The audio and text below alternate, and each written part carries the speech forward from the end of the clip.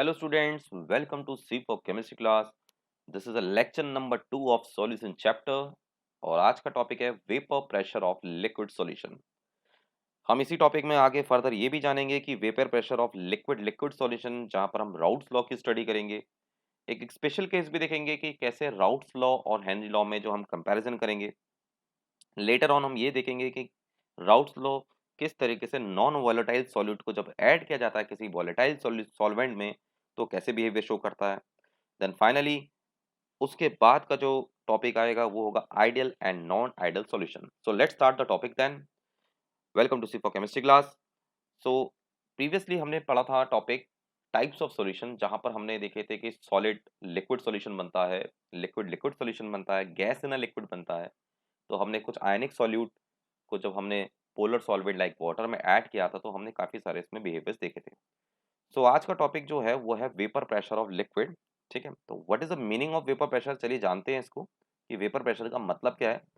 ठीक, तो यहाँ पर आपके सामने डायग्राम है स्क्रीन में और एक कंडीशन ये है कि इसमें बीकर में जो है वाटर रखा हुआ है। वाटर मतलब कि एक ऐसा लिक्विड जो कि वॉलेटाइल होना चाहिए। ठीक है, तो सबसे पहले इंपॉर्टेंट चीज है कि यहाँ पर वॉलेटाइल लिक्विड को हम कंसिडर करेंगे। वॉलेटाइल लिक्विड का मतलब होता है कि जिसकी टेंडेंसी वेपर्स में कन्वर्ट होने की होती है, तो उसको हम वॉलेटाइल लिक्विड कहते हैं, जो इजीली वेपर्स में कन्वर्ट हो जाता है। अब कोई भी वॉलेटाइल लिक्विड वेपर में कन्वर्ट होता कैसे है? देखिए, अगर हम यहाँ पर एक अज्यूम करें बल्क के मॉलिक्यूल को, तो ये मॉलिक्यूल अपने आसपास के मॉलिक्यूल से एक अट्रैक्टिव फोर्सेस के थ्रू कनेक्टेड होता है। देखिए, हम जानते हैं कि सॉलिड स्टेट में जैसे मॉलिक्यूल और या एटम्स कनेक्टेड होते हैं, जॉइंट होते हैं अट्रैक्टिव फोर्सेस से, बहुत स्ट्रांग होता है specially in the ionic solute. ठीक है, लेकिन लिक्विड में क्या है कि यही फोर्स थोड़ा वीक होता है, गैस में और ज़्यादा वीक होता है। तो ये मॉलिक्यूल्स जब सराउंडिंग से एनर्जी लेते हैं या आपस में ही एक्सचेंज करते हैं एनर्जी का ड्यू टू द कॉलिजन, तो इनकी जो एवरेज काइनेटिक एनर्जी, देखिए एवरेज काइनेटिक एनर्जी ली जाती है कि इंडिविजुअल मॉलिक्यूल की काइनेटिक एनर्जी को तो अज्यूम करना थोड़ा मुश्किल है, तो यहाँ पर हम एवरेज काइनेटिक एनर्जी को अज्यूम करते हैं। तो हर मॉलिक्यूल की एक एवरेज काइनेटिक एनर्जी होती है जो उसके साथ कैरी करती है, और ये एवरेज काइनेटिक एनर्जी इस अट्रैक्टिव फोर्सेस को एट द सरफेस, यानी जब ये मॉलिक्यूल सरफेस की तरफ जाते हैं, देखिए होगा क्या, कंटिन्यूसली इनको एनर्जी मिल रही है ड्यू टू द कॉलिजन और यही अट्रैक्टिव फोर्सेस भी काम कर रहे हैं। लेकिन जब ये सरफेस के मॉलिक्यूल की बात करें जो टॉप के लेयर है, और यहाँ पर जब ये एटम्स अट्रैक्टिव फोर्सेस को तोड़ते हुए या ओवरकम करते हुए, क्योंकि देखिए काइनेटिक एनर्जी तो इतनी हाई है कि वो इन अट्रैक्टिव फोर्सेस को तोड़ देती है। ठीक है, अब हुआ क्या है कि यहाँ पर एटम्स ने ये एनर्जी एक्सचेंज करी, जैसे कोई एटम आया इसने बहुत स्पीड से कोलाइड किया और इसकी एनर्जी बढ़ गई और ये अट्रैक्टिव फोर्स से छूट गया, तो definitely it will escape to the atmosphere. Atmosphere में एस्केप हो जाएगा, जैसा कि आपको डायग्राम में दिखाया जा रहा है। और यही इसका एस्केपिंग टेंडेंसी ही क्या कहलाई जाती है, इवापोरेशन बोलते हैं। तो इवापोरेशन एक ऐसा फिनोमेना भी है जो हर टेम्परेचर में अकर करता है। ठीक है, अब बात ये है कि ये जब मॉलिक्यूल रेस करेगा तो अपने साथ वो एनर्जी लेके जा रहा है जो इसको एनर्जी सराउंडिंग के मॉलिक्यूल से मिली थी। तो डेफिनेटली इस पार्ट में जब ये एनर्जी लेकर के रिलीज हो जाएगा स्पेस में, तो नीचे यानी पीछे जो है अपने बिहाइंड, यहाँ पर कूलिंग करेगा, टेम्परेचर लो करेगा। तो टेम्परेचर लो करने का कारण यही है कि मॉलिक्यूल को तो एनर्जी मिली थी सराउंडिंग के मॉलिक्यूल से, जिससे उसने अट्रैक्टिव फोर्सेस को ब्रेक किया और एस्केप हो गया एटमॉस्फेयर में। अब यहाँ पर क्या होगा कि ये जो मॉलिक्यूल जो नीचे रह गए हैं बल्क में, इनकी एनर्जी थोड़ी कम है, तो ये सराउंडिंग से एनर्जी एब्जॉर्ब करते हैं और अपनी काइनेटिक एनर्जी बढ़ाते हैं। फिर यही फिनोमेना होता है, एक दूसरे के साथ कॉलिजन करते हैं और काइनेटिक एनर्जी इतनी हाई हो जाती है कि अट्रैक्टिव एनर्जी से ज़्यादा होती है और मॉलिक्यूल एस्केप करते हैं, और ये प्रोसेस तब तक चलती रहती है जब तक कि पूरा बीकर आपका एम्प्टी ना हो जाए। तो इसी फिनोमेना को हम बोलते हैं इवापोरेशन। अब हमने क्या करना है, देखिए इवापोरेशन और बॉइलिंग बॉइलिंग में अभी डिफरेंस भी आएगा कि what is the meaning of the boiling. यही फिनोमेना हमने क्या करना है, इसको हमने अब कवर कर देना है किसी कंटेनर को, इस कंटेनर को किसी कैप से, यानी इसके हम टॉप के फेस को हम एक तरीके से इस तरीके से बंद कर देंगे। ठीक है, ताकि कोई भी मॉलिक्यूल यहाँ पर एस्केप ना हो सके सराउंडिंग में। ठीक है, सपोज हमने इस तरीके से कोई बीकर यहाँ पर एक ढक्कन लगा दिया है। ठीक है, सेम चीज हम यहाँ भी कर देंगे। अब होगा क्या, जब यहाँ से मॉलिक्यूल इवेपोरेट होना करेंगे, and also one more thing, suppose आप यहाँ से लाइट इग्नाइट कर रहे हैं, ठीक है, फ्लेम दे रहे हैं, बंसन बर्नर कुछ भी, ठीक है, एनर्जी दे रहे हैं, तो ये मॉलिक्यूल जितने भी हैं वो इवेपोरेट तो होंगे, लेकिन इवेपोरेट होने के बाद ये सराउंडिंग में एस्केप नहीं हो पाएंगे। और स्लोली स्लोली ये स्टेज आएगी कि इस पूरे एंटायर वॉल्यूम में जो यहाँ अवेलेबल है, यहाँ वेपराइज्ड मॉलिक्यूल अपनी जगह बना लेंगे। यानी सारी स्पेस जो है धीरे धीरे सारे मॉलिक्यूल जो वेपर्स में कन्वर्ट हो रहे हैं वो इस स्पेस को ऑक्यूपाई कर देंगे और एक स्टेज ऐसी आ जाएगी कि यहाँ पर फर्दर स्पेस बचेगी ही नहीं। यानी there will be a no more space left for the molecule to cover this volume. So होगा क्या, अब यहाँ पर इतनी हाई डेंसिटी वेपर्स की हो जाएगी कि इस समय इनकी काइनेटिक एनर्जी धीरे धीरे कम हो जाती है। देखिए काइनेटिक एनर्जी का मतलब है कि energy possessed by due to the motion, motion के दौरान जो एनर्जी, अब मोशन करने के लिए स्पेस भी तो चाहिए। स्पेस इनिशियली स्टेज में तो थी, लेकिन लेटर ऑन क्या हुआ कि यहाँ पर अब स्पेस बिल्कुल लेफ्ट बची ही नहीं है, क्योंकि मॉलिक्यूल बहुत ज़्यादा हो गए हैं। और जब मॉलिक्यूल की डेंसिटी इतनी हाई हो जाएगी तो मॉलिक्यूल्स जो प्रेजेंट हैं यहाँ, उनके पास मोशन करने के लिए स्पेस नहीं बचेगी, यानी उनकी काइनेटिक एनर्जी धीरे धीरे कम हो जाएगी। तो ऐसे में ये जब एनर्जी कम होने लग जाएगी तो दे विल स्टार्ट कंडेंस। ठीक है, और at the same time new vapours यहाँ पर से बन भी रही हैं और यहाँ पर से पुरानी वेपर्स जो है स्लोली स्लोली कंडेंस हो रही हैं। तो ऐसा लग रहा है कि नई वेपर तो बन नहीं रही हैं, ठीक है, न्यू वेपर्स फॉर्म नहीं हो रही, लेकिन डायनामिक नेचर का इक्विलिब्रियम सेटअप हो गया। डायनामिक नेचर का इक्विलिब्रियम का मतलब ये है कि न्यू वेपर्स अभी भी बन रही हैं और पुरानी वेपर्स कंडेंस हो रही है। तो यहाँ पर एक फिनोमेना ये आ गया है that is known as stage of equilibrium. तो ये जो स्टेज ऑफ इक्विलिब्रियम है इस समय रेट ऑफ इवेपोरेशन, देखिए रेट ऑफ इवेपोरेशन या हम क्या है रेट ऑफ, हाँ इवेपोरेशन, इवेपोरेशन और रेट ऑफ कंडेंसेशन दोनों बराबर हो जाए, रेट ऑफ कंडेंसेशन। ठीक है, तो इस स्टेज में जब ये स्टेज रीच कर जाएगी तो इसको हम बोलते हैं डायनेमिक इक्विलिब्रियम नेचर। ठीक है, यहाँ जो भी मॉलिक्यूल प्रेजेंट है, ठीक है, यहाँ जो भी मॉलिक्यूल प्रेजेंट है स्पेस में, अब ये मॉलिक्यूल जो है वॉल ऑफ द कंटेनर से कंटिन्यूअसली स्ट्राइक कर रहे होंगे, यानी एक तरीके से कॉलिजन। स्पेस तो लेफ्ट है नहीं, ठीक है, और आपस में भी कॉलिजन करेंगे तो जिससे यहाँ पर हर छोटे छोटे यूनिट एरियाज में एक फोर्स पड़ रहा होगा। तो फोर्स पर यूनिट एरिया को हम बोलते हैं प्रेशर। तो यहाँ पर जो प्रेशर एक्सर्ट हो रहा है फोर्स पर यूनिट एरिया, ये पूरे मॉलिक्यूल्स एक्सर्ट कर रहे हैं। और इस स्टेज में जिस समय रेट ऑफ इवेपोरेशन और रेट और कंडेंसेशन दोनों बराबर हो जाते हैं, उस समय जो ये प्रेशर एक्सर्ट होता है उसी को बोलते हैं वेपर प्रेशर।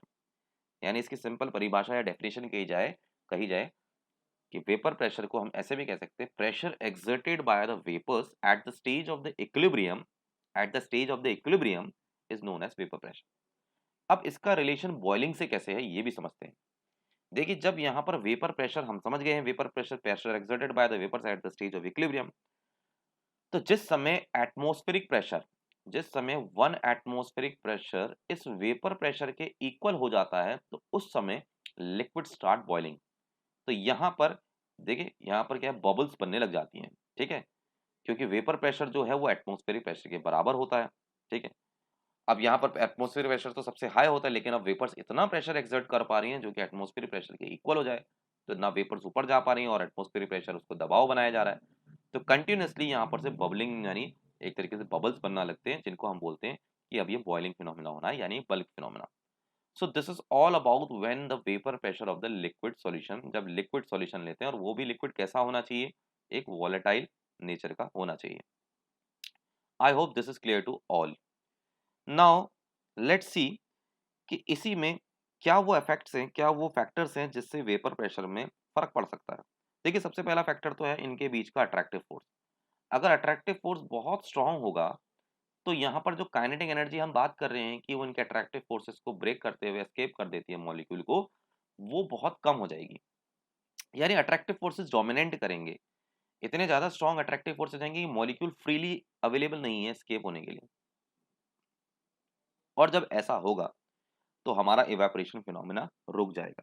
ठीक है, पहला फैक्टर तो ये है। दूसरा फैक्टर मतलब पहला फैक्टर जिसको हम नेचर बोल रहे हैं, नेचर ऑफ द लिक्विड। दूसरा फैक्टर इसमें काम करता है वो है टेम्परेचर। सी अगर आप टेम्परेचर देंगे तो मॉलिक्यूल वाइब्रेट करेंगे और धीरे धीरे काइनेटिक एनर्जी बढ़ेगी। Rest the same, kinetic energy बढ़ेगी तो डेफिनेटली अट्रैक्टिव फोर्सेस को ब्रेक किया जाएगा और मॉलिक्यूल फ्रीली सर्फ एस्केप हो जाएंगे। सो this is the main factors of the vapour pressure. Now vapour pressure को अगर हम ध्यान से देखें तो यहाँ मॉलिक्यूल्स जो प्रेशर लगा रहे हैं वो निर्भर करता है उनके मोल फ्रैक्शन में। जितना ज्यादा मोल फ्रैक्शन होगा उतना ज्यादा यहाँ पर वेपर्स के द्वारा प्रेशर एक्सर्ट होगा। ठीक है, अब कई बार क्या होता है कि हम सिंपल लिक्विड तो लेते नहीं हैं, हम यहाँ पर मोर देन वन लिक्विड यानी ए और बी टाइप के दो अलग अलग कैटेगरी के लिक्विड ले लेते हैं। तो हम तब ओवरऑल प्रेशर जो पी मानते हैं वो असल में दो इंडिविजुअल प्रेशर के बराबर होता है, जिसको हम बोलते हैं partial pressure of A and partial pressure of B, अगर हमारे पास लिक्विड दो तरह के मिक्सचर से बना हुआ है। तो यहीं पर राउल्ट्स ने एक लॉ दिया है, let's study the Raoult's law then. ठीक है, तो राउल्ट्स लॉ कहता है कि अगर आपके पास दो बाइनरी सॉल्यूशन है, ठीक है, और दोनों बाइनरी सॉल्यूशन जो हैं आपके पास ए और बी हम कंसिडर कर लेते हैं, और दोनों बाइनरी सॉल्यूशंस आपके वॉलेटाइल नेचर के हैं, यानी यहाँ ए भी मौजूद है और बी है, दोनों ही आपके क्या है, एक तरीके से वॉलेटाइल है। एग्जाम्पल के तौर पे देख लिया जाए, जैसे कि कुछ हमारे पास अल्कोहल एंड वाटर, ठीक, दूसरा हमारे पास अल्कोहल एंड वाटर। यहाँ पर दोनों ही वॉलेटाइल नेचर के हैं, और एग्जाम्पल अल्कोहल वाटर भी ले सकते हैं, या फिर कुछ और एग्जाम्पल जैसे कि बेंजीन और टोलुइन। तो ध्यान रखें यहाँ पे क्लोज्ड कंटेनर होगा, और ये क्लोज कंटेनर में जब यहाँ इस सरफेस से ऊपर वेपर्स बनेंगी, तो ये वेपर्स जो होंगी दोनों ही मॉलिक्यूल ए और बी कैटेगरी की होंगी, ठीक है ना। तो फिनोमेना वही है इवापोरेशन का, kinetic energy overcome the attractive phase, attractive energy, और मॉलिक्यूल्स जो है जितने भी आपके जो है वेपराइज्ड फॉर्म में यहाँ कलेक्ट हो जाते हैं। अब होगा क्या कि they will impart continuously in a particular unit area, और जब वो यूनिट एरिया में यहाँ पर एक फोर्स लगाएंगे तो यहाँ प्रेशर एक्सर्ट होगा। तो जो टोटल प्रेशर है वो टोटल प्रेशर इन पार्शियल प्रेशर के सम के बराबर होगा, यानी P is equal to P A plus P B के सम के बराबर होगा। तो राउट्स कहते हैं कि जो पार्शियल प्रेशर किसी भी एक लिक्विड का हम कंसिडर कर लेते हैं लाइक ए, तो पार्शियल प्रेशर ऑफ ए जो है वो डायरेक्टली प्रोपोर्शनल होगा मोल फ्रैक्शन ऑफ ए के। जितना ज़्यादा यहाँ पर क्वांटिटी या नंबर्स होंगे, मोल्स होंगे ए के, यानी मोल फ्रैक्शन जितना ज़्यादा होगा उतना ज़्यादा पार्शियल प्रेशर एक्सर्ट होगा। और सेम यहाँ पर ट्रू है पार्शियल प्रेशर बी जो है वो डायरेक्टली प्रोपोर्शनल है मोल फ्रैक्शन ऑफ बी के। नाउ अगर हम यहाँ पर एक प्रोपोर्शनलिटी कांस्टेंट के लगा देते हैं, so P A is equal to K X A, and at the same time for B also P B is equal to K X B हो जाएगा। अब अगर हम अज्यूम करें कि यहाँ हमारे पास जो कंटेनर है उसमें केवल ए मॉलिक्यूल प्रेजेंट है, फॉर एग्जांपल, यानी हमारे पास एक प्योर सॉल्वेंट ए है, ठीक है, यानी इसमें बी नहीं है। तो यहाँ ए है तो जितनी भी वेपर्स यहाँ कलेक्ट होंगी वो किसकी होंगी, ए की होंगी, क्योंकि बी तो एब्सेंट है। तो अगर हम देखें कि X A plus X B is equal to one होता है, just because we know that mole fraction of A and B is equal to one, तो और हम कहें कि यहाँ पर बी प्रेजेंट नहीं है, एब्सेंट है, तो ये भी कह सकते हैं कि X A is equal to one. तो if X A is equal to one हो जाए, मतलब सीधी सी बात है कि हमारा बी एब्सेंट है, यानी हमने लिक्विड बी ऐड नहीं किया है, तो वहां पर जो पार्शियल प्रेशर आएगा वो इक्वल टू हो जाएगा के, है ना, क्योंकि ए तो वन है। तो ये कंडीशन है जब हमारे पास बी एब्सेंट है, और इस कंडीशन में जो वेपर्स बन रही हैं ए की वो एक तरीके से प्योर सॉल्वेंट है, क्योंकि उसमें कोई सॉल्यूट ऐड नहीं किया गया। हम देख सकते हैं यहाँ पर कोई बी नहीं ऐड है ना। तो यहाँ पर आपका जो ए है पार्शियल प्रेशर ऑफ ए, हम उसको बोलेंगे vapour pressure of pure solvent, और उसको हम इस तरीके से पी ए नॉट से क्या करेंगे, डेजिग्नेट करेंगे। तो हमारा फॉर्मूला जो है वो ये बन जाएगा, हम ये भी कह सकते हैं देयरफॉर कि P A is equal to P A not X A के बराबर हो जाएगा। This is the expression given by Raoult's law. Same phenomena हम बी के लिए भी अज्यूम कर सकते हैं, यानी पी बी जो है partial pressure of B is equal to partial pressure of B naught, that is a pure solvent, vapour pressure of pure B, ये इक्वल टू हो जाएगा एक्स बी के। नाउ हमें पता है कि भाई डेल्टन के अकॉर्डिंग कि हमारे पास P is equal to P A plus P B है, ठीक है। यहाँ पर टोटल जो प्रेशर है वो दोनों के सम के बराबर है, तो हम इसमें अगर राउट्स लॉ लगाएं तो ये आ जाएगा P A not X A and at the same time P B not X B. और अगर हम इनमें से किसी एक के टर्म में एक्सप्रेस कर दें, suppose P A not X A, यहाँ पर एक्स ए की जगह वन माइनस एक्स बी लिख लिया जाए, ठीक है, तो ये P B not X B हो जाएगा। So we can also write this in this way P A minus P A not X B, ठीक है, और ये आ गया आपका P B not X B. तो यहाँ से अगर हम एक्स बी को कॉमन ले लिया जाए तो हमारा मैथमेटिकल एक्सप्रेशन ये भी बन सकता है एक्स बी कॉमन ले लिया जाए तो पी बी नॉट यानी vapour pressure of pure solvent जब बी है यानी जब ए एब्सेंट है और वहीं इसको सब्ट्रैक्ट कर लिया जाए तो ये भी एक मैथमेटिकल एक्सप्रेशन टोटल वी के बराबर बन सकता है।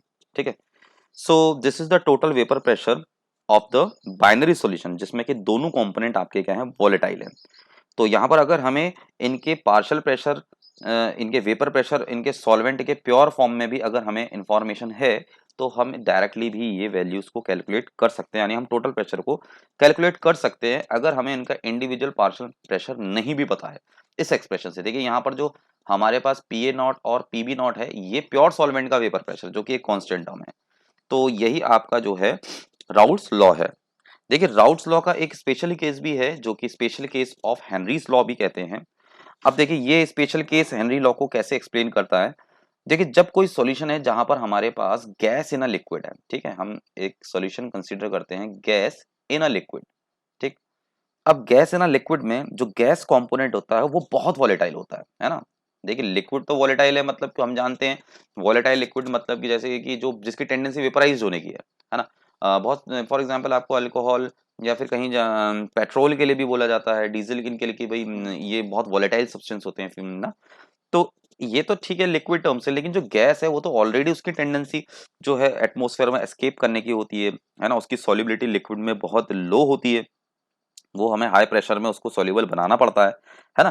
तो गैसेस कंपोनेंट जो होता है वो बहुत वॉलेटाइल होता है। तो मैं यहाँ पर लिख लेता हूँ कि gases component is normally so volatile, और ठीक है सिस गैसेस कंपोनेंट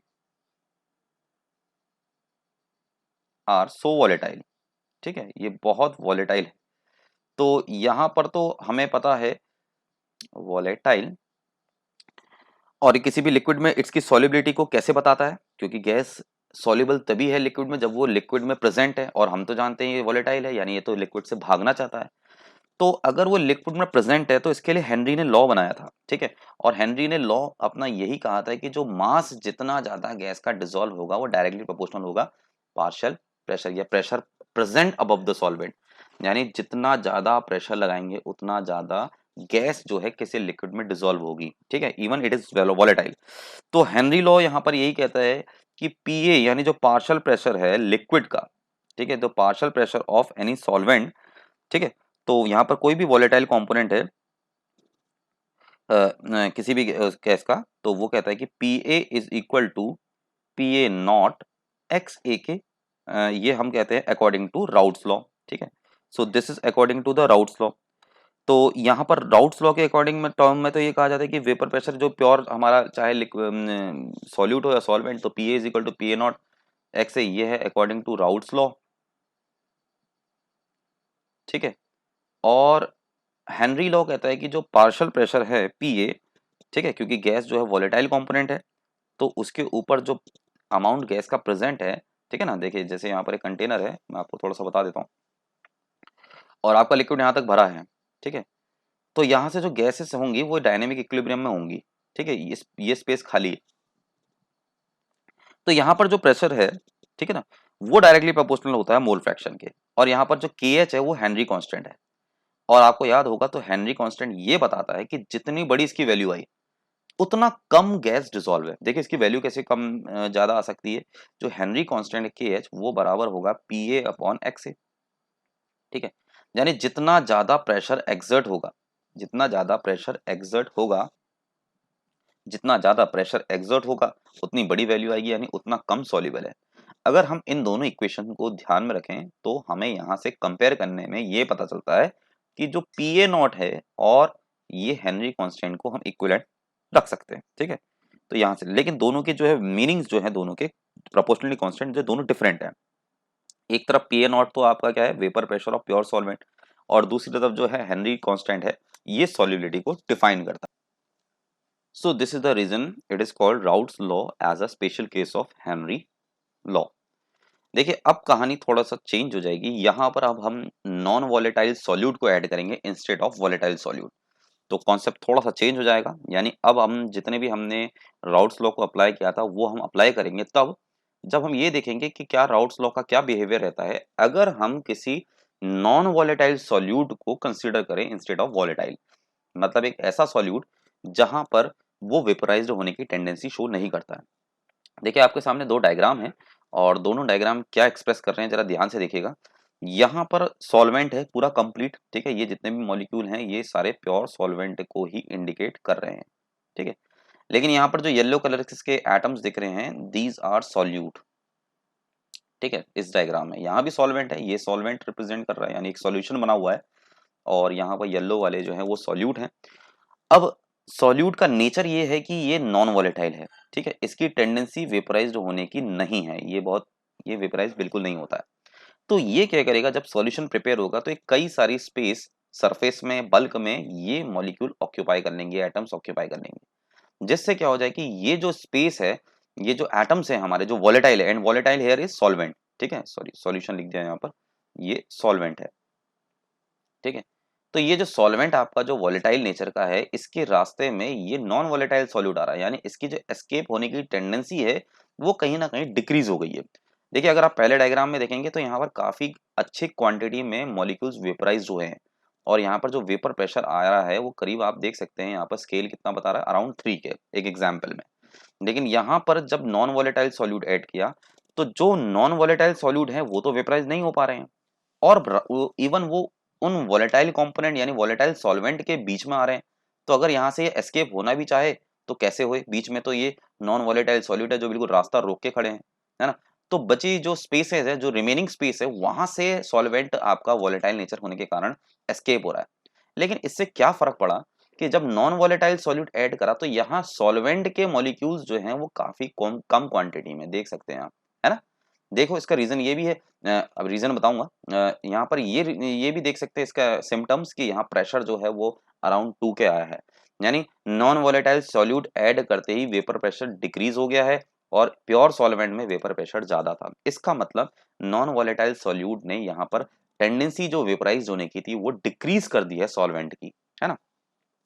सो हम ये भी कह सकते हैं कि जो वेपर प्रेशर है वो लोअर हो गया है, तो इसीलिए इसको क्या होगा था कहा जाता है वेपर प्रेशर लोअरिंग, ठीक है।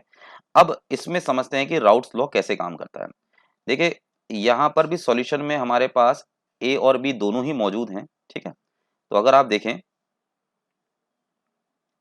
ए और बी हमारे दोनों ही प्रेजेंट हैं, तो अगर हम कहें कि यहाँ टोटल प्रेशर जो है वो पी है, तो जो पी है वो असल में क्या है, P A plus P B, ठीक है, जब सॉल्यूशन बनाए। लेकिन बी तो कंपोनेंट आपका जीरो है क्योंकि वहां तो नॉन वॉलेटाइल सॉल्यूट, और नॉन वॉलेटाइल सॉल्यूट तो वेपर्स बनाते ही नहीं है, तो वेपर प्रेशर में कोई कंट्रीब्यूशन नहीं है।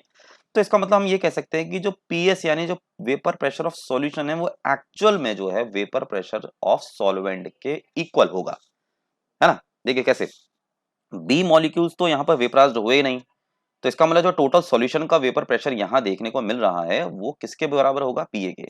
तो हम ये भी कह सकते हैं कि this P S is equal to, है ना, ये जो पी एस या आपका जो पी ए है, ये पी एस या ये P A vapour pressure of a solvent ये इक्वल टू हो जाएगा P A not X A के बराबर हो जाएगा, ठीक है, एक्स ए बराबर, क्योंकि जो राउट्स लॉ है वो केवल एप्लीकेबल किस में होगा, वेपर प्रेशर ऑफ सॉल्वेंट के लिए ही एप्लीकेबल होगा।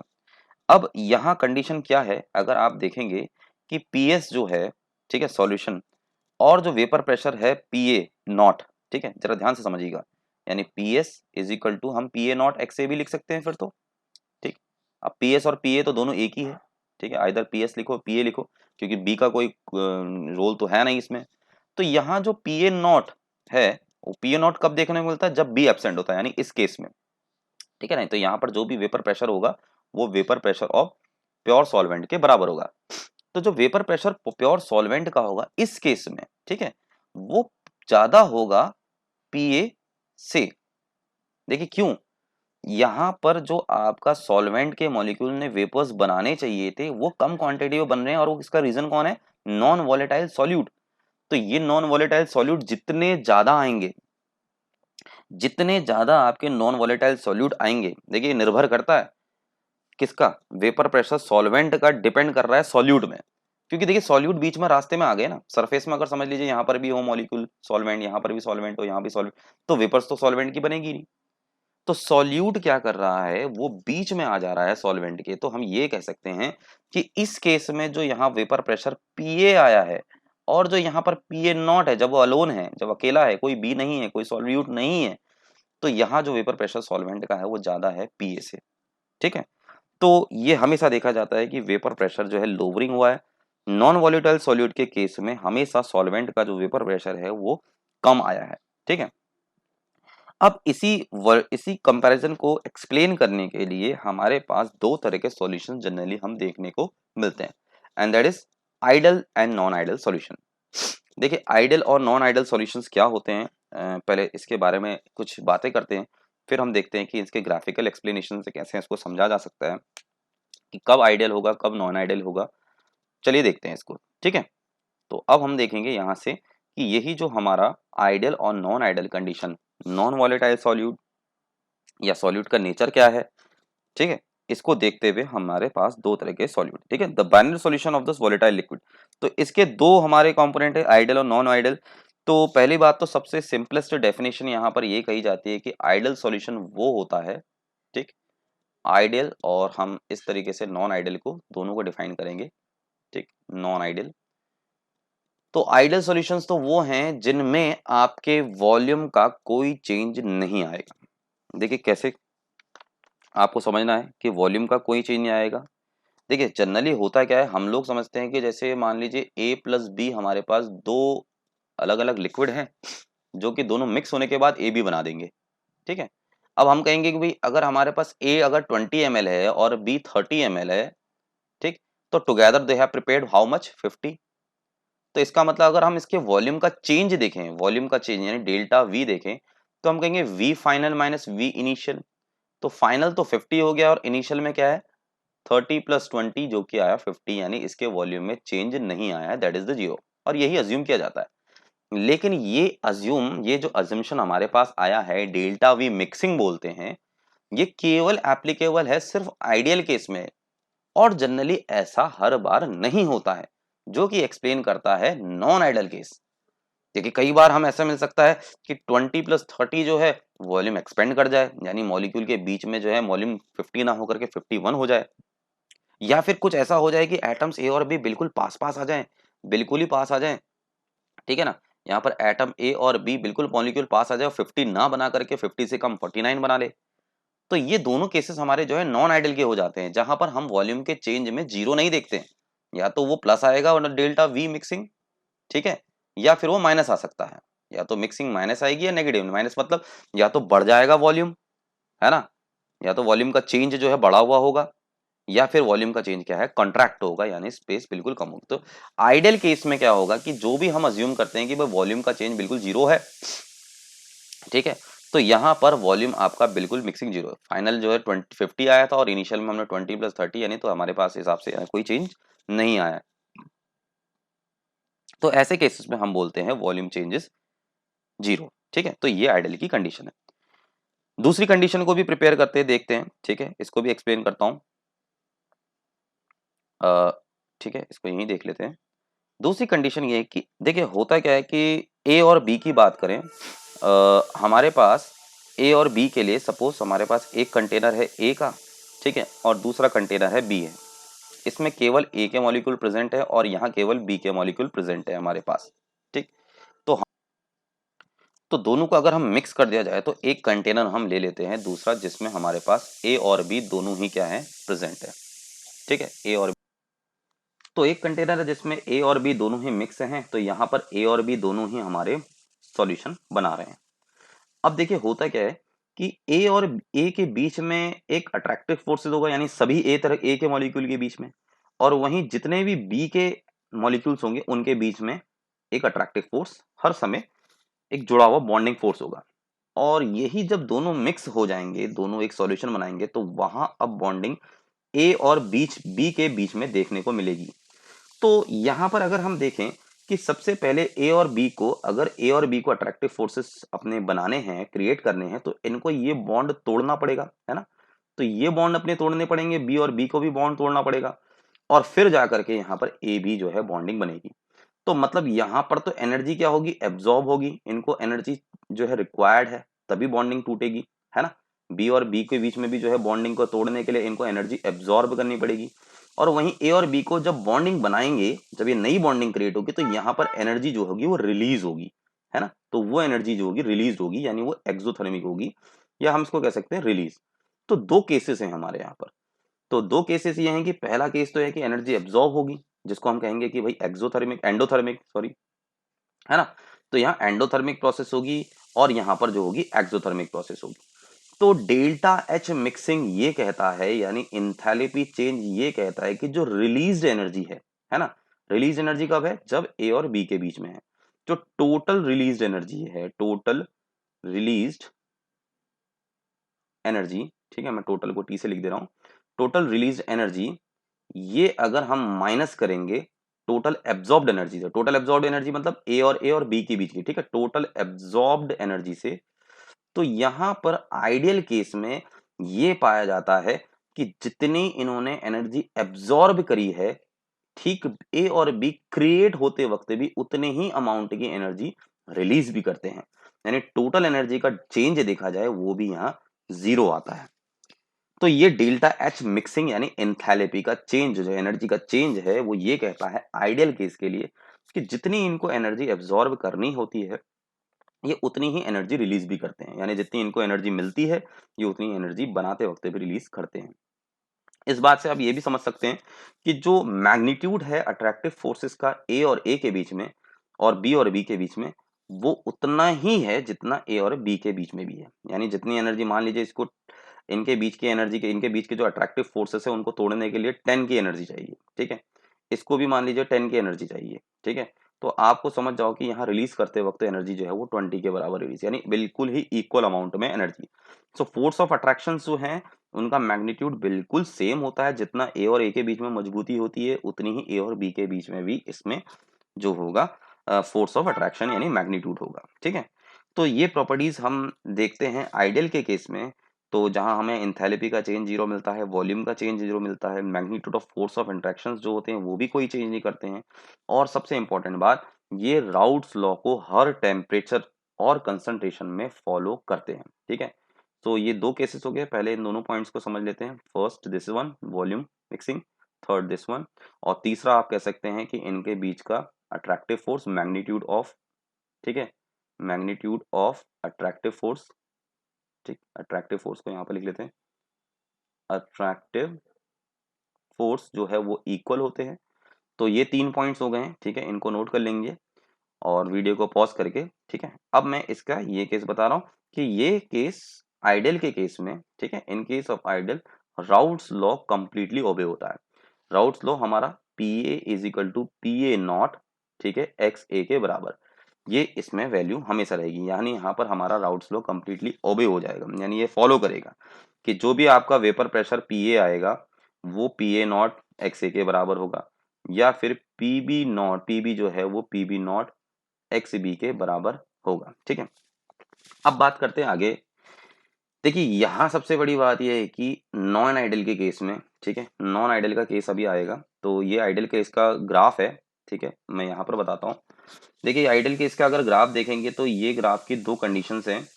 पहला, जब मोल फ्रैक्शन केवल जो है बी कंसीडर किया है, ठीक है, यहाँ पर बी कंसीडर किया है, यानी ए एब्सेंट है तो प्योर सॉल्वेंट है, ठीक है। यानी ए एब्सेंट का मतलब क्या है कि इसमें ए प्रेजेंट नहीं है, और इस पॉइंट के ओरिजिन में देखा जाए तो यहाँ बी प्रेजेंट नहीं है, केवल ए प्रेजेंट है। तो जो वेपर प्रेशर और मोल फ्रैक्शन का जो ग्राफ है वो बीच में इस तरीके से राइज हो रहा है, ठीक है। अच्छा यहाँ ध्यान रखेंगे ये पी बी नॉट, ठीक है, इंक्रीज कर गया।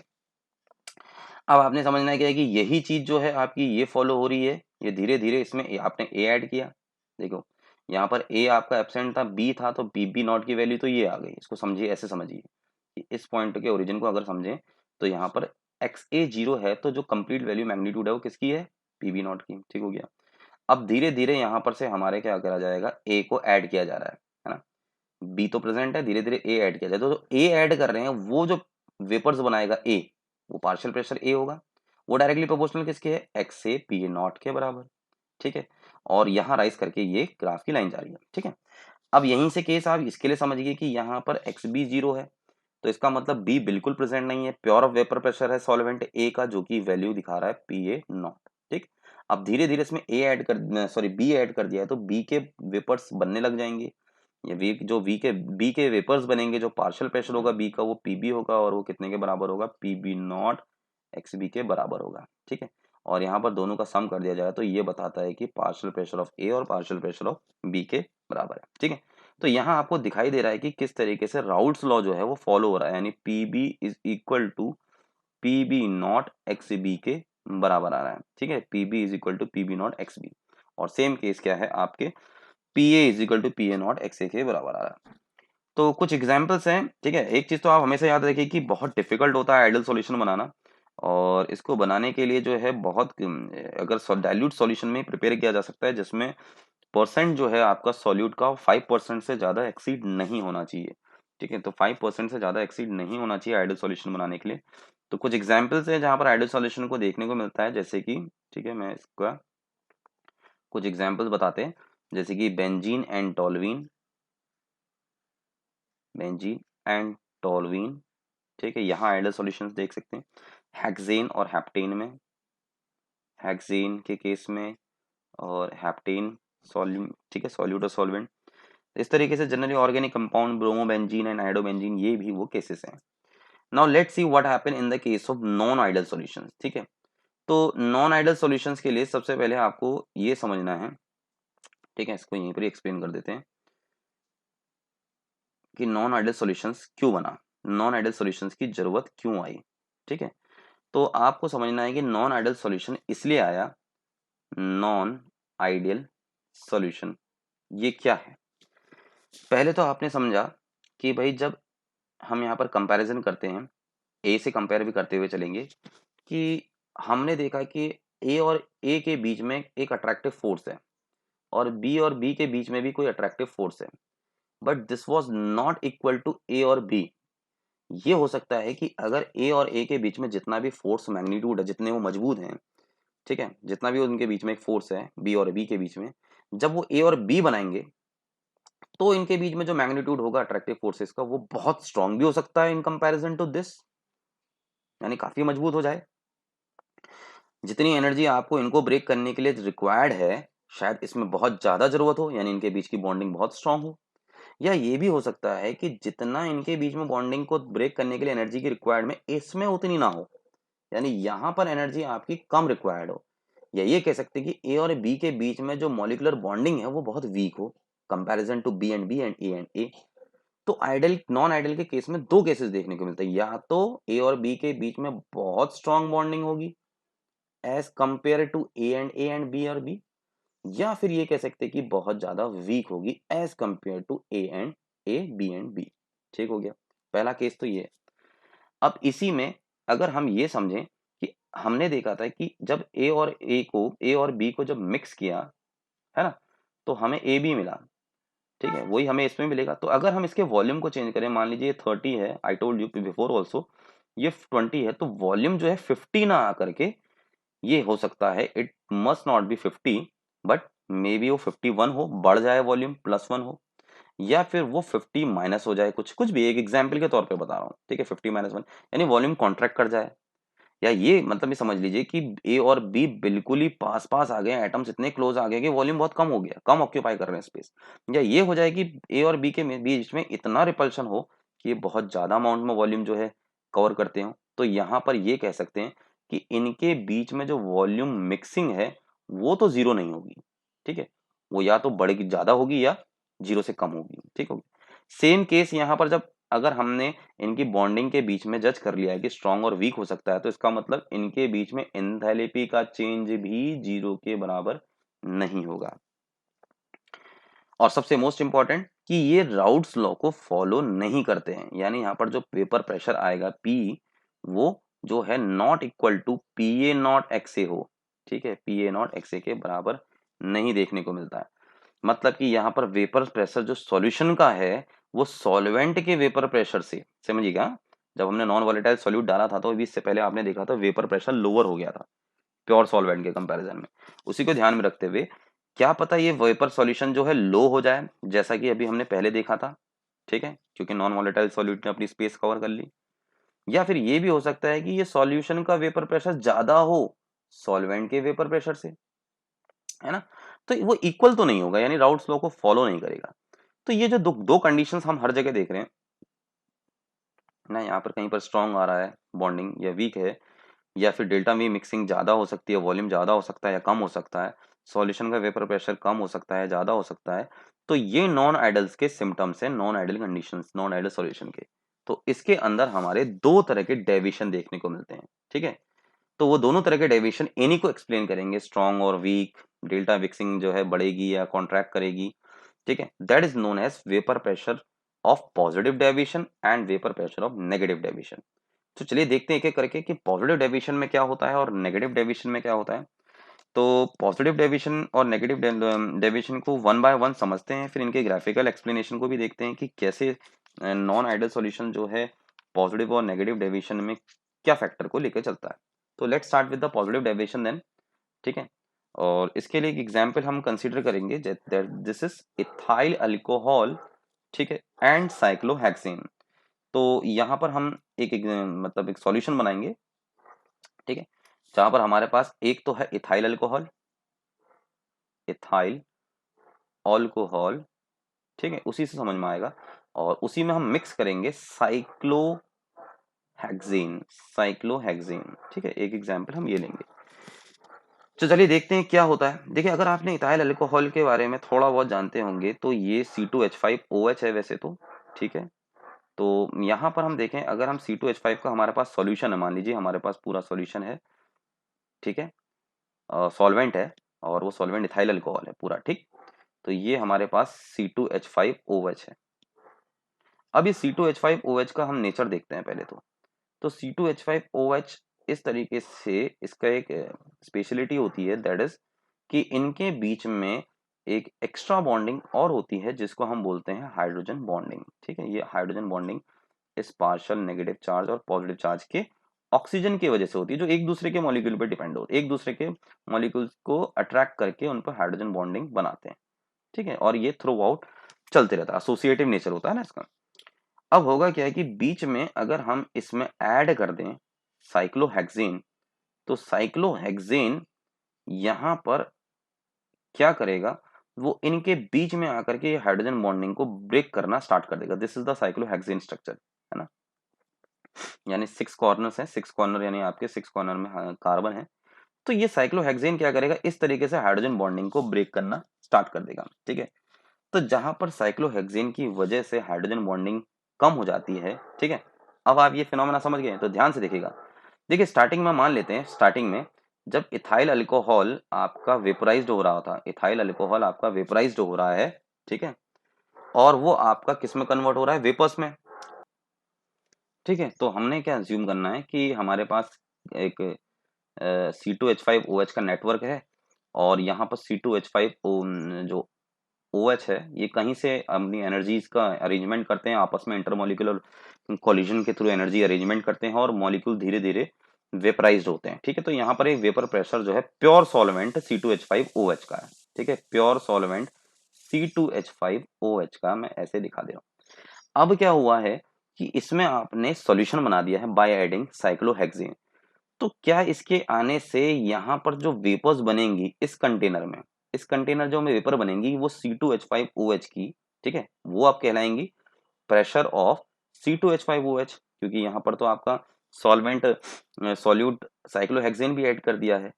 तो ये जो प्रेशर आया है वेपर प्रेशर ऑफ C2H5OH, और जो यहाँ वेपर प्रेशर आया है प्योर सॉल्वेंट का, vapour pressure of pure solvent of C2H5OH, तो क्या वो vapour pressure of C2H5OH on adding cyclohexane ज्यादा नहीं आ गया? देखिए क्यों। एक तो जनरली मॉलिक्यूल जो है वेपराइज हो रहे हैं just because of the intermolecular collision से, जो अट्रैक्टिव फोर्सेस को ब्रेक कर रहे हैं, जैसा कि हमने इवेपोरेशन फिनोमेना में पढ़ा। ऊपर से इस साइक्लोहेक्सेन ने बीच में इस तरीके से ब्रेकिंग का काम करके मॉलिक्यूल को और ज्यादा फ्री कर दिया, यानी इनके बीच की हाइड्रोजन बॉन्डिंग को रिड्यूस कर दिया।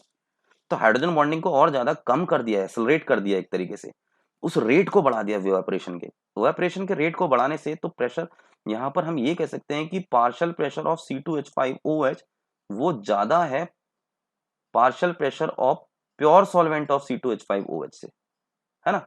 ये समझ में आया होगा आपके ऑन एडिंग साइक्लोहेक्सेन। तो इस तरीके से यहाँ पर डेविएशन आपका जो ये अगर हम कंपैरिजन करें, समझ गए, तो यहाँ पर पार्शियल प्रेशर आपका वो क्या आया है, ज्यादा आया है। तो अगर हमने आइडियल सॉल्यूशन में देखा था, आइडियल सॉल्यूशन में हमारे पास लाइन जो है वो ये सेंटर से पास हो रही है, ठीक है। तो हम ये कह सकते हैं, ठीक है, इसकी इंक चेंज कर लेते हैं। तो हम ये कह सकते हैं, अगर ये हमारी डॉटेड लाइन जो है ये आइडियल सॉल्यूशन की लाइन है, तो अब जो आप वेपर प्रेशर देख रहे हो, है ना, इस C2H5OH का कंपैरिजन टू PA नॉट, वो आप ज्यादा देख रहे हैं, वो ज्यादा देख रहे हैं, तो इसीलिए कर्व जो है इस आइडियल लाइन से ऊपर आ गया है ना, यहाँ पर ये आइडियल लाइन से ऊपर आ गया है। सेम केस हम यही जो है बी के लिए भी ऑब्जर्व कर सकते हैं। तो आप ये समझ लीजिए कि इसीलिए इस डेविएशन को पॉजिटिव डेविएशन कहा गया। अच्छा, दूसरा फिनोमेना क्या होगा कि वॉल्यूम की मिक्सिंग का क्या करा जाए, यानी वॉल्यूम मिक्सिंग जो है वो बिल्कुल इक्वल होगी नहीं। देखिए, जो भी वॉल्यूम होगा वो एक्सपेंड हो गया है। अब मॉलिक्यूल जो है एक दूसरे के बीच में रिपेल कर रही है, ये आ गया ना यहाँ पर से साइक्लोहेक्सेन, इसने ये स्पेस कवर कर ली, तो मॉलिक्यूल सब एक्सपेंड करना स्टार्ट कर देंगे। तो ऐसे केसेस में हमें वॉल्यूम जो है वो बढ़ा हुआ मिलेगा। तो डेल्टा वी मिक्सिंग जो होगी वो नॉट इक्वल टू जीरो नहीं आएगी, है ना, वो क्या आएगी, ग्रेटर देन जीरो आएगी, क्योंकि यहाँ पर क्या हुआ है, वॉल्यूम एक्सपेंड हुआ है, और किसके आने की वजह से हुआ है, साइक्लोहेक्सेन सॉल्यूट के आने की वजह से। तो इसके आने की वजह से ये जो मॉलिक्यूल्स थे C2H5OH के, ये एक्सपेंड होने लग गए, ठीक है। ये स्पेस कौन कवर कर रहा है, साइक्लोहेक्सेन। तो ऐसे में आपकी डेल्टा वी मिक्सिंग जो है वो भी ग्रेटर देन जीरो आएगी। बात करते हैं यहाँ पर एंथैल्पी चेंज क्या रहेगा। देखिए, एंथैल्पी चेंज को अगर आप ध्यान से देखें, तो यहाँ पर एनर्जी जो है वो एक तरीके से ब्रेक हुई है ना, ये जो हाइड्रोजन बॉन्डिंग है ये ब्रेक हुई है, सॉरी। तो जो हाइड्रोजन बॉन्डिंग ब्रेक हुई है ये बाहर के एक एक्सटर्नल फोर्स की वजह से, एक्सटर्नल एनर्जी की वजह से हुई है, that is done by the cyclohexane. तो यहाँ सिस्टम ने एनर्जी एब्जॉर्ब करी है ना। अब सिस्टम ने जो एनर्जी एब्जॉर्ब करी है ग्रेटर अमाउंट में एब्जॉर्ब करी है, तो डेल्टा एच मिक्सिंग भी क्या है, वो ग्रेटर देन जीरो आई है ना। तो यहाँ पर एनर्जी जो रिक्वायर्ड है सॉल्यूशन की, ठीक है, energy is needed from the solution. अब वो आपको क्या करेगा, जैसे ही आपने साइक्लोहेक्सेन मिक्स किया, तो यहाँ पर जो है ब्रेकिंग होने स्टार्ट हो गई, ठीक है। अब इस तरीके से क्या हो गया कि जैसे जैसे आप यहाँ पर एंथैल्पी जो है पॉजिटिव आने लगी, तो सॉल्यूट आपके क्या हो गए, ब्रेक करने लगे, और सॉलिबिलिटी जो है वो एक तरीके से ऐसा लग रहा है कि भाई ज्यादा अमाउंट में आएगी, और यहाँ पर ब्रेकिंग स्टार्ट होने की वजह से मॉलिक्यूल्स क्या हो गए, इजीली वेपराइज्ड हो गए, है ना। तो यही समझना है कि यहाँ पर एंथैल्पी मिक्सिंग जो है वो भी ग्रेटर देन जीरो आएगी। इस चीज को आप ऐसे भी समझ सकते हैं कि जैसे C2H5OH के बीच में जो इंटरमॉलिक्यूलर फोर्स ऑफ अट्रैक्शन है, ठीक है ना, जो जितने भी C2H5OH हैं उनके बीच में जो इंटरमॉलिक्यूलर फोर्स ऑफ अट्रैक्शन है, और साइक्लोहेक्सेन के बीच में जो इंटरमॉलिक्यूलर फोर्स ऑफ अट्रैक्शन है, weak van der Waals force of attraction है, वो वंडरवॉल फोर्स अब अगर जो बॉन्डिंग बन रही है, जो अट्रैक्टिव फोर्सेस बन रहा है, वो C2H5OH और किसके बीच में बन रहा है, साइक्लोहेक्सेन के बीच में। तो साइक्लोहेक्सेन के बीच में और अल्कोहल के बीच में जो अट्रैक्टिव फोर्सेस काम कर रहे हैं, वो काम कर रहे हैं, वो मॉलिक्यूल्स क्या है, वो ज्यादा एनर्जी एब्जॉर्ब कर रहे हैं, ठीक है, और वो बहुत वीकली भी बॉन्डेड है। तो यहाँ पर ये समझ लीजिए कि जिस तरीके से दोनों को मिक्स करेंगे, तो सिस्टम को क्या है, सॉल्यूशन बनाने के लिए काफी पार्टिकल्स को बीच नजदीक आना होगा। तो ऐसे में जो एंडोथर्मिक नेचर होता है, the process of the mixing is endothermic nature, क्योंकि यहाँ पर बॉन्डिंग ब्रेक होगी, तो जब नजदीक आना है तो इसको इन दोनों को बॉन्डिंग को ब्रेक करना पड़ेगा। तो इसलिए इसमें सिस्टम क्या कर रहा है, एनर्जी एब्जॉर्ब कर रहा है, देखिए ना, तभी तो साइक्लोहेक्सेन बीच में आया, ठीक है। दूसरी बात करते हैं ग्राफ की, तो हमने देख लिया ग्राफ हमारे सभी केसेस में जो है इस तरीके से कर्व ऊपर से ये जाएगा स्ट्रेट लाइन के बजाय। बात करते हैं नेगेटिव डेविएशन की। तो नेगेटिव डेविएशन के एग्जाम्पल को अगर हम देखें, तो इसमें एक बेस्ट एग्जाम्पल है हमारे पास, क्लोरोफॉर्म और एसीटोन के एग्जाम्पल को देख लेते हैं, ठीक है। तो ग्राफ से ही समझ में आ रहा होगा नेगेटिव डेविएशन क्यों कहा गया है, क्योंकि इसमें वेपर प्रेशर घट गया है, डिक्रीज हो गया है ना।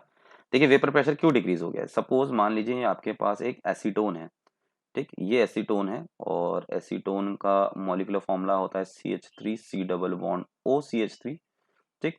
और ये एक नेचुरल वे में अपना एक वेपर्स बनाते हैं, नेचुरल वे मतलब सराउंडिंग से एनर्जी एब्जॉर्ब करी और वेपराइज्ड हो गए। तो इस तरीके से यहाँ पर वेपर्स बन रही हैं एसीटोन की, ठीक है। यहाँ पर vapour pressure of pure solvent जो आया वो आया एसीटोन, तो उसको प्योर सॉल्वेंट ऑफ एसीटोन बोल देते हैं, ठीक। अब इस केस में अगर हम देखें कि अगर हम इसमें क्लोरोफॉर्म ऐड कर दें, या क्लोरोफॉर्म में इसको ऐड कर दें, किसी का भी सॉल्यूशन बनाएं, तो क्लोरोफॉर्म जो है वो है CHCl3, ठीक है, CHCl3। इस तरीके से क्लोरोफॉर्म का जो है ये स्ट्रक्चर होता है CHCl3। तो यहाँ पर क्या होगा कि जितना भी नेटवर्क होगा आपके पास एसीटोन का, है ना, ये एसीटोन का नेटवर्क है, तो यहाँ पर C डबल बॉन्ड O है, ये क्लोरोफॉर्म के मॉलिक्यूल और इस एसीटोन के मॉलिक्यूल के बीच में अब एक हाइड्रोजन बॉन्डिंग बनना स्टार्ट हो जाएगी। यानी हम यहाँ ये कह सकते हैं कि और B और B के बीच में जो अट्रैक्टिव फोर्सेस हैं और A और B के बीच में जो अट्रैक्टिव फोर्सेस हैं वो स्ट्रॉन्ग है एज कंपेयर टू A और B और B। अच्छा, इससे पहले वाले में देखा था आपने इथाइल अल्कोहल साइक्लोहेक्सेन के बीच में कोई अट्रैक्टिव फोर्स बहुत वीक थे, उल्टा बॉन्ड टूट रहा था वहां, है ना। तो यहाँ पर बॉन्ड बन रहा है, तो क्या इससे ये बिल्कुल नजदीक नहीं आ जाएंगे पार्टिकल्स? बहुत नजदीक आएंगे तो इनका वॉल्यूम भी कॉन्ट्रैक्ट हो जाएगा, यानी डेल्टा वी मिक्सिंग जो वॉल्यूम होगा वो लेस देन जीरो होगा। यानी एक्सपेंड करने के बजाय एटम्स बहुत पास पास आ जाएंगे क्योंकि इनके बीच में बॉन्डिंग बन रही है। देख सकते हो आप कैसे हाइड्रोजन बॉन्डिंग बन रही है, एसीटोन और क्लोरोफॉर्म के बीच में मॉलिक्यूल बिल्कुल नजदीक आ रहे हैं। तो ऐसे नजदीक आने की वजह से इनके बीच में बॉन्डिंग स्ट्रांग बनने लग जाती है और इसी में एनर्जी रिलीज भी होती है। और एनर्जी रिलीज होने की वजह से एंथैल्पी मिक्सिंग जो है वो एक्सोथर्मिक होती है, यानी लेस देन जीरो होती है, माइनस में होती है। और वहां देखा था बॉन्डिंग ब्रेक हो रही थी, तो एंथैल्पी मिक्सिंग जो थी ग्रेटर देन जीरो। तो कर्व जो है, तो यहाँ वेपर्स, अब समझिए, जब एसीटोन यहाँ वेपर्स बना रहा था हमने कहा प्योर सॉल्वेंट ऑफ एसीटोन। अब अगर हम यहाँ क्लोरोफॉर्म ऐड करते हैं तो क्या क्लोरोफॉर्म इसके साथ स्ट्रॉन्ग बॉन्डिंग बनाने के बाद इस एसीटोन को फ्रीली एस्केप होने के लिए अवेलेबल कराएगा? है, क्या ये इस तरीके से फ्रीली एस्केप हो पाएगा in the presence of chloroform? नहीं, क्योंकि क्लोरोफॉर्म तो अब उसको पकड़ के बैठा है, क्लोरोफॉर्म ने तो अब अट्रैक्टिव फोर्स डोमिनेट कर दिया है। यानी एक तरीके से देखा जाए, vapour pressure of pure solvent ज्यादा होगा और vapour pressure of solvent of acetone, ठीक है, इसको हम ऐसे दिखाते हैं, वेपर प्रेशर ऑफ एसीटोन वो होगा कम, है ना। तो एसीटोन का वेपर प्रेशर इस केस में ज्यादा है as compare to vapour pressure of normal acetone, ठीक है। तो यहाँ पर ये नेगेटिव डेविएशन इसलिए देखने को मिला क्योंकि कर्व जो है वेपर प्रेशर डिक्रीज हो गया, इससे पहले वेपर प्रेशर बढ़ गया था, है ना, क्योंकि वेपर्स फ्रीली अवेलेबल थी। किसकी वजह से? साइक्लोहेक्सिन की वजह से। यहाँ पर क्या रीजन है कि यहाँ पर क्लोरोफॉर्म ने एसीटोन को वेपर्स में कन्वर्ट होने के लिए अवेलेबल ही नहीं कराया, तो अपने आप ही जो है वेपर प्रेशर डिक्रीज हो गया, तो इस आइडल लाइन से नीचे आ गया। यही कंपैरिजन है आपका नेगेटिव डेविएशन और पॉजिटिव डेविएशन के बीच का। तो इसमें कुछ एग्जाम्पल्स और हैं, जैसे कि क्लोरोफॉर्म और बेंजीन भी एग्जाम्पल्स हैं इसमें, ठीक है ना। क्लोरोफॉर्म और बेंजीन इधर लिख लेते हैं, तो क्लोरोफॉर्म एंड बेंजीन यहां भी देखने को मिलता है, ठीक। दूसरा कुछ केस यहाँ पर हमारे पास क्लोरोफॉर्म और डाइथाइल ईथर, ये भी एक एग्जाम्पल है। एसीटोन और एनिलीन यहाँ भी आपको ये देखने को मिलता है। So due to this reason the positive and negative deviations are shown by the non ideal solutions. I hope आपको राउल्स लॉ और आइडल और नॉन आइडल सॉल्यूशंस बहुत अच्छे से क्लियर हो गया होगा। So thank you very much for this lecture. Let's meet in another lecture then.